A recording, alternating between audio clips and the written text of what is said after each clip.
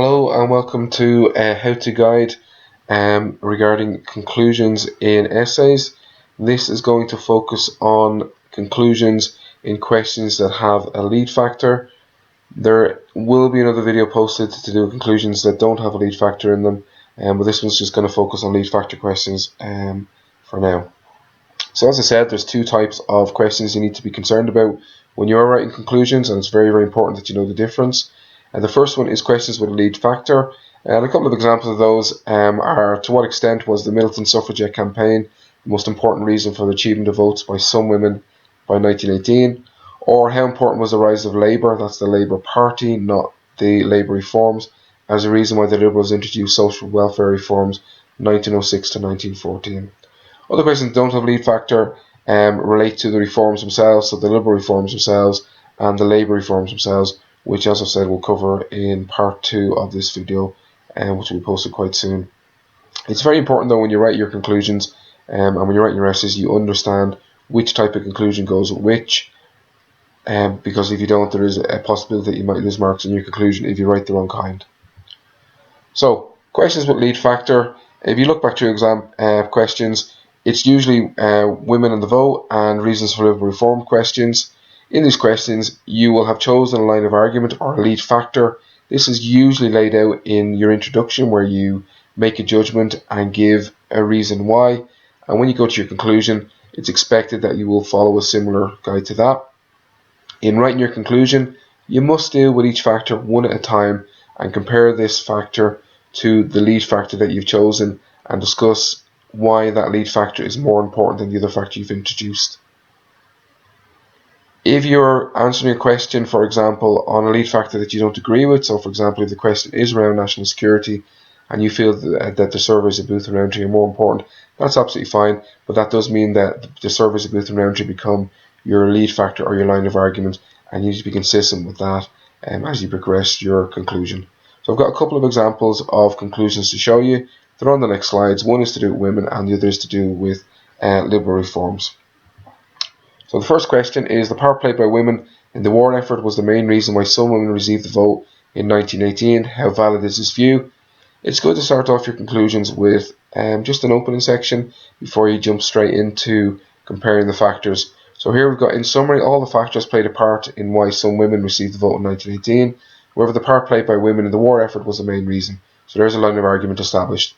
This is because women proved their worth by showing that women weren't second class to men, by proving they could work, and without women, many industries, for example the munitions industry, would not have coped with the loss of men who went to serve their country. Now this conclusion has been written by one of my higher classes this year. They've done it as a group effort. I've made a few adjustments to it, but as much as possible I've tried to keep their words in because they did quite a good job on it. So let's move on to the next part. As you'd expect in a women's essay, we're dealing with the suffragists, and the suffragettes will appear later on. They're probably the three main factors you'll use when you're writing about a women's essay. So what we've got is, while suffragettes took a peaceful approach and their organisation opened the eyes of the public and the government alike to the fact that women were mature and capable of more, changing some people's attitude to them. However, the part played by women in the war is more important, as the peaceful methods of the suffragists were easy to ignore, and the work in war showed that women could do the same job as men, such as mechanics, farm working and ball making, helping them stay in the spotlight rather than be ignored. So we've got our idea that the suffragettes, we've got some positive stuff around them. However, we've kind of counter-argued that by mentioning that war effort is more important as a comparison. We do the same in our section on the suffragists. So the suffragists were also an important factor, as likely the government were concerned about a return to the wild period once the war ended, and this had brought the movements lots of publicity before the war.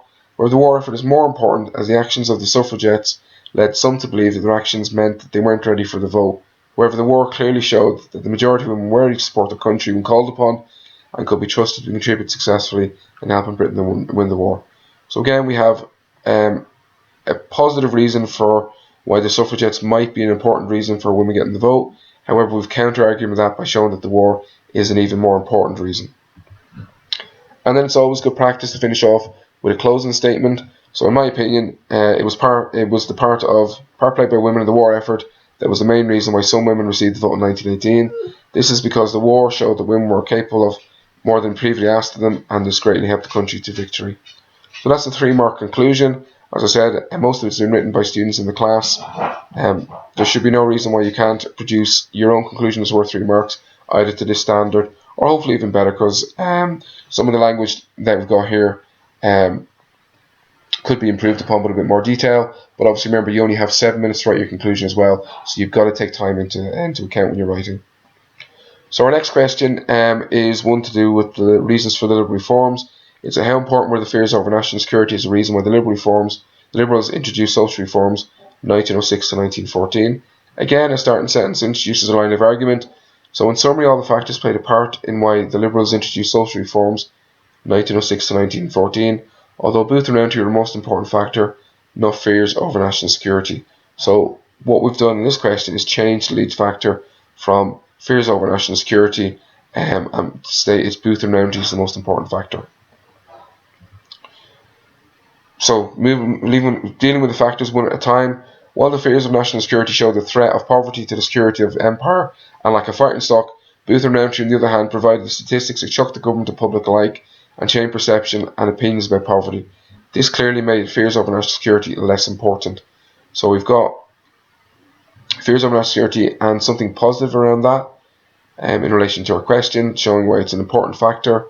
However, Booth and Rowntree comes in and counters that and Booth and Rowntree shown to be more important. A similar thing with the rise of Labour. So the rise of Labour is also an important factor, although Liberals did not seem significantly concerned about the Labour Party before 1906 and so didn't campaign directly against them. This still resulted in Liberals winning a majority in the election. This makes the rise of Labour less important than Booth and Rowntree. Booth and Rowntree surveys changed the opinions of the public towards poverty. The Labour Party were not able to make a significant impact on the public's attention at the time, and so working class votes continue to go to the Liberals, so Booth and Rowntree are more important. So again, the factors being compared here, something positive is mentioned about the Labour Party, the rise of Labour, saying it is an important factor, but it's shown that Booth and Rowntree are more important and given reasons why. Then the final section is to do with New Liberalism, again saying it's important to an extent as it showed a change in attitude within the Liberal Party.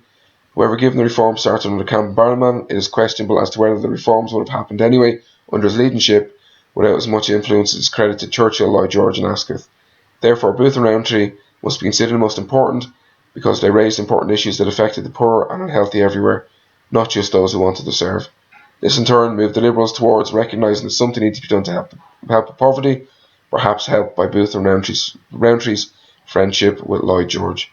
So again, we've talked about how New Liberalism is important, but then countering that by saying how important Booth and Rowntree is in our reasons and therefore being the most important factor. And then the final thing, just to tidy things up, so in my opinion, it was the surveys of Booth and Rowntree, not the fears over national security, that were the most important reason as to why the Liberals introduced social reforms 1906 to 1914, and then to give a reason, as these surveys provided lots of ideas and statistics to the government to help reduce poverty. That's actually been lifted off some of the introduction reasons some of the class have used recently in the essays on this, and I think it's quite a good line of argument to make.